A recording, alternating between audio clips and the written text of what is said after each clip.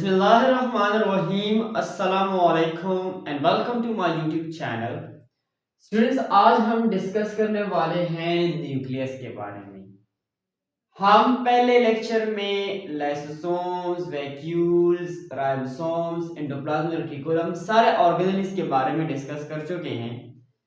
अगर वो वीडियोस आप लोगों ने नहीं देखी तो हमारे चैनल के अंदर जाएं और प्लेलिस्ट जो है वो देख लें।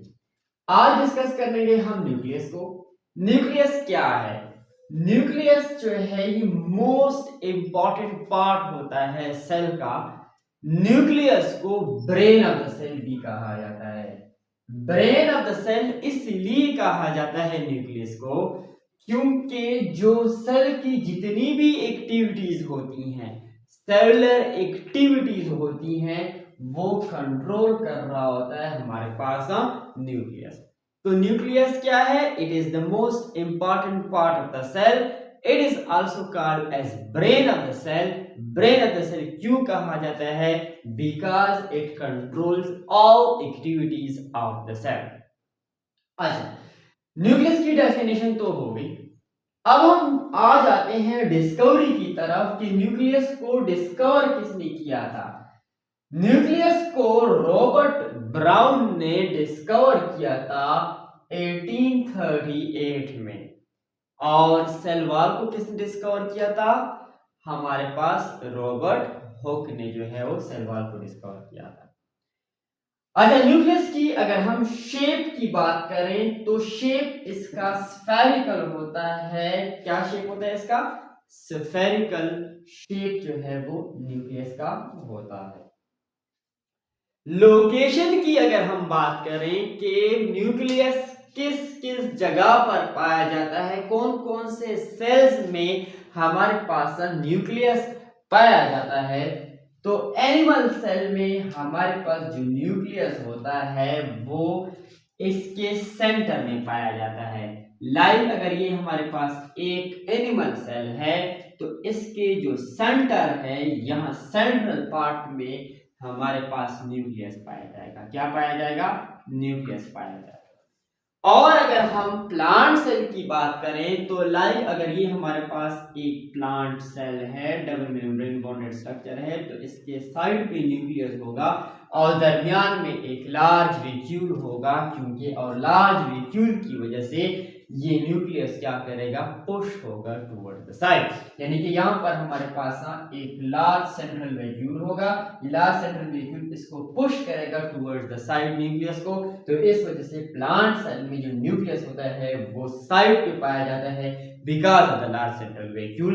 वाइल जो एनिमल सेल होते हैं वहां पर जो न्यूक्लियस पाया जाता है वो उसके सेंटर में पाया जाता है। सेंटर में क्यों पाया जाता है? क्योंकि वहां पर हमारे पास लार्ज वैक्यूल्स नहीं होते। यहां तक क्लियर है? अच्छा, आगे हम अगर स्ट्रक्चर की बात करें न्यूक्लियस की, तो न्यूक्लियस का जो स्ट्रक्चर है वो 4 मेन कंपोनेंट्स पे मुश्तमिल होता है। अगर हम कंपोनेंट्स ऑफ न्यूक्लियस की बात करें तो 4 मेजर कंपोनेंट्स जो हैं वो हमारे पास न्यूक्लियस के होते हैं। सबसे पहला जो है वो इसका डबल मेम्ब्रेन होता है, जिसे हम न्यूक्लियर एनवेलप कहते हैं। साथ में इसका जो फ्लूइड मैट्रिक्स मटेरियल होता है उसको हम न्यूक्लियोप्लाज्म कहते हैं। और साथ में एक स्फेरिकल राउंडेड स्ट्रक्चर्स होते हैं एंड उनको हम क्या कहते हैं? न्यूक्लियोलस कहते हैं। और लास्ट में न्यूक्लियस के अंदर हमारे पास क्रोमोसोम्स भी पाए जाते हैं। तो न्यूक्लियस की अगर कंपोनेंट्स की बात करें तो कंपोनेंट्स में हमारे पास न्यूक्लियस में 4 चीजें पाई जाती हैं। न्यूक्लियर एनवेलप पाया जाता है, न्यूक्लियोप्लाज्म पाया जाता है, न्यूक्लियोलस पाया जाता है और साथ में क्रोमोसोम्स जो हैं वो पाए जाते हैं। सबसे पहले अगर हम बात करें न्यूक्लियर एनवेलप की कि न्यूक्लियर एनवेलप क्या चीज है। न्यूक्लियस जो है वो इर्द गिर्द 2 मेम्ब्रेन के इर्द गिर्द जो है वो क्या होती है? इसके इर्द गिर्द 2 मेम्ब्रेन पाए जाते हैं और उन 2 मेम्ब्रेन को, डबल मेम्ब्रेन को क्या कहा जाएगा? न्यूक्लियर एनवेलप कहा जाएगा। और ये जो न्यूक्लियर एनवेलप है ये हमारे पास सिर्फ और सिर्फ यूकैरियोटिक ऑर्गेनिजम्स के न्यूक्लियस में पाया जाता है। वाइल जो प्रोकैरियोटिक ऑर्गेनिजम्स होते हैं वहां पर ये न्यूक्लियर एनवेलप नहीं पाया जाता, क्योंकि प्रोकैरियोटिक ऑर्गेनिज्म वो ऑर्गेनिज्म होते हैं जिनके इर्द गिर्द membrane bonded nuclear material, nuclear membrane ना हो, मेम्ब्रेन बॉन्डेड ऑर्गेनेल्स उनके इर्द गिर्द ना हो, वो हमारे पास प्रोकैरियोटिक ऑर्गेनिजम्स कहलाती हैं। तो न्यूक्लियर एनवेलप जो है वो हमारे पास यूकैरियोटिक ऑर्गेनिजम्स के इर्द गिर्द जो है वो पाया जा सकता है, और ये आपका एमसीक्यूज में भी आ सकता है कि न्यूक्लियर एनवेलप जो है वो प्रोकैरियोटिक ऑर्गेनिज्म में पाया जाता है या नहीं पाया जाता। तो ऑप्शन में नन ऑफ दीज होगा, तो आप देख सकते हैं। अच्छा, इसके अलावा ये जो न्यूक्लियर एनवेलप है इसका काम क्या है, इसका फंक्शन क्या है कि ये सेपरेट करता है, अलहदा करता है न्यूक्लियर मटेरियल, न्यूक्लियस के अंदर जो मटेरियल्स पाए जाते हैं साइटोप्लाज्म से, क्योंकि न्यूक्लियस जो है वो आपके साइटोप्लाज्म में पाया जाता है। साइटोप्लाज्म क्या है? साइटोप्लाज्म जो है वो स्पेस होती है, वो रीजन होती है between the nucleus and the cell membrane, यानी कि सेल मेम्ब्रेन और न्यूक्लियस के दरमियान जो स्पेस है दिस इज कॉल्ड साइटोप्लाज्म, और साइटोप्लाज्म के अंदर हमारे पास डिफरेंट ऑर्गेनेल्स जो हैं वो पाए जाते हैं। अच्छा, तो हमारे पास न्यूक्लियर एनवेलप एक डबल मेम्ब्रेन बॉन्डेड स्ट्रक्चर है, और ये जो है वो प्रोकैरियोटिक ऑर्गेनिज्म में पाया जाता है, और इसका काम ये है कि ये सेपरेट करता है न्यूक्लियर मटेरियल को साइटोप्लाज्म से। दूसरा पार्ट है आपका न्यूक्लियोप्लाज्म। न्यूक्लियो कहते हैं न्यूक्लियस को, प्लाज्म कहते हैं फ्लूइड को। तो न्यूक्लियस का जो फ्लूइड है, न्यूक्लियस का जो liquid substances and liquid material है, फ्लूइड है, दैट इज कॉल्ड न्यूक्लियोप्लाज्म। जैसे कि माइटोकॉन्ड्रिया का हमारे पास फ्लूइड है, वो क्या है? हमारे पास मैट्रिक्स है। इसी तरह अगर हम सेल की फ्लूइड की बात करें तो वो हमारे पास साइटोप्लाज्म है। क्या है? साइटोप्लाज्म है। तो इसी तरह जो हमारे पास न्यूक्लियस होता है उसका भी एक फ्लूइड मटेरियल होता है, उस फ्लूइड मटेरियल को हम क्या कहते हैं? न्यूक्लियोप्लाज्म कहते हैं। It is a semi liquid matrix contains enzymes, proteins, minerals and chromosome। ये जो न्यूक्लियोप्लाज्म होता है इसमें मिनरल्स, क्रोमोसोम्स, प्रोटीन्स और एंजाइम्स जो हैं वो पाए जाते हैं, यानी कि जो इनका लिक्विड मटेरियल है वो इन चीजों पे मुश्तमिल होता है। इसके बाद अगर हम बात करें तो ये है हमारे पास न्यूक्लियोलस। न्यूक्लियोलस जो है वो राउंडेड स्ट्रक्चर होती है, एक राउंड लाइक स्ट्रक्चर पाया जाता है न्यूक्लियोप्लाज्म में। न्यूक्लियोप्लाज्म के अंदर जो है हमारे पास एक राउंडेड स्ट्रक्चर पाया जाता है, और उसको क्या कहा जाएगा? न्यूक्लियोलस। एक या दो जो है वो राउंडेड स्ट्रक्चर न्यूक्लियस के अंदर होते हैं, उस स्ट्रक्चर को क्या कहा जाता है? न्यूक्लियोलस कहा। और इसका काम क्या है कि it is responsible for the formation of ribosomal RNA. ये जो हमारे पास न्यूक्लियोलस है, न्यूक्लियोलस, इसका काम क्या है कि ये राइबोसोमल आरएनए की फॉर्मेशन करता है, और यही राइबोसोमल आरएनए किस चीज में मदद देती है? यही राइबोसोमल आरएनए प्रोटीन की सिंथेसिस में हेल्प करती है। किस चीज की हेल्प करती है? प्रोटीन सिंथेसिस की हेल्प करती है। अच्छा, तो ये हमारे पास न्यूक्लियोलस हो गया। लास्ट जो कंपोनेंट है न्यूक्लियस की स्ट्रक्चर का उसे क्रोमोसोम्स कहते हैं, कि न्यूक्लियस में क्रोमोसोम्स पाए जाते हैं। जब हमारे पास सेल डिवाइड कर रहा होता है तो उस वक्त क्रोमोसोम्स जो हैं वो विजिबल होते हैं, क्रोमोसोम्स की फॉर्म में पाए जाते हैं। और जब हमारे पास सेल जो है वो डिवाइड नहीं कर रहा होता, यानी कि रेस्टिंग फेज में होता है, तो उस दौरान जो है ये जो क्रोमोसोम्स होते हैं वो क्रोमेटिन मटेरियल के फॉर्म में होते हैं। किसकी फॉर्म में होते हैं?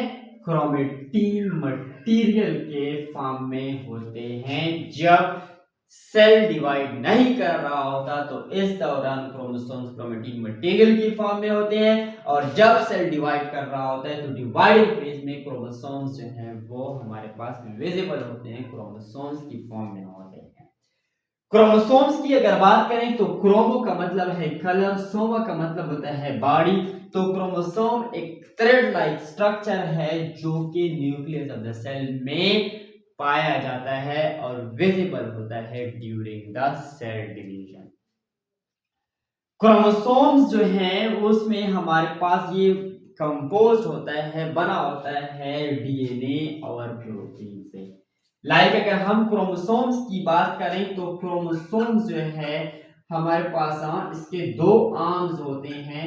इस दोनों आर्म्स को आपस में क्या कहा जाता है? सिस्टर क्रोमेटिड्स कहा जाता है। क्या कहा जाएगा? सिस्टर क्रोमेटिड्स कहा जाएगा। और इस एक आर्म को हम क्या कहते हैं? क्रोमेटिड्स कहते हैं। और इसका जो सेंट्रल पार्ट है इसको हम कहते हैं सेंट्रोमियर। सेंट्रोमियर जो है इस सेंट्रल पार्ट को कहा जाता है।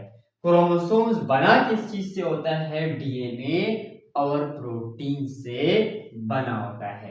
और क्रोमोसोम का जो फंक्शन क्या है कि ये कैरेक्टर को ट्रांसफर करता है from parents to their offspring. और इसी के अलावा ये मदद देती है किस चीज में? राइबोसोम्स की सिंथेसिस में।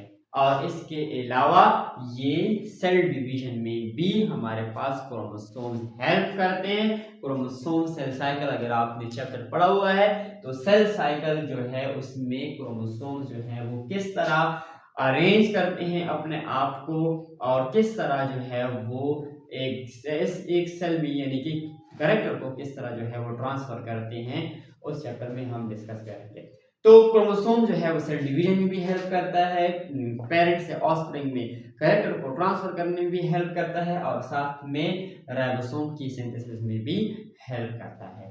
ये अगर हम स्ट्रक्चर की बात करें तो ये जो राउंडेड स्ट्रक्चर है, this rounded structure is known as nucleolus, यानी कि न्यूक्लियोलस है जो कि राइबोसोमल आरएनए की फॉर्मेशन में हेल्प करता है, प्रोटीन सिंथेसिस में हेल्प करता है। इसके अलावा यहाँ पर बीच बीच में हमारे पास ये पोर्स नजर आ रही हैं। इन पोर्स को क्या कहा जाता है? न्यूक्लियर पोर्स कहा जाता है। न्यूक्लियस में बीच बीच में छोटे छोटे सुराख होते हैं, पोर्स होते हैं। उन पोर्स का क्या काम होता है कि वो एक्सचेंज करते हैं मटेरियल्स को इंटू आउटसाइड। और इसके अलावा ये जो आपको रेड लाइक स्ट्रक्चर नजर आ रही है, these are the chromatin material, यानी कि ये क्रोमेटिन मटेरियल है। इसने अपने आप को क्रोमोसोम्स में अरेंज नहीं किया, बल्कि ये एक थ्रेड लाइक स्ट्रक्चर है जो कि क्रोमेटिन मटेरियल है। तो स्टूडेंट्स, आज की वीडियो में हमने न्यूक्लियस के बारे में डिस्कस किया, न्यूक्लियस के कंपोनेंट्स के बारे में डिस्कस किया, न्यूक्लियस की डिस्कवरी के बारे में डिस्कस किया। अगर इस टॉपिक में आपको किसी भी जगह पर कोई मसला हो तो आप हमसे कमेंट सेक्शन में पूछ सकते हैं। और अगर आपने हमारे इस YouTube channel biology made easy को अभी तक सब्सक्राइब नहीं किया तो ज़रूर सब्सक्राइब करें, और साथ में अपने दोस्तों के साथ भी शेयर करें। थैंक्स, अल्लाह हाफिज़।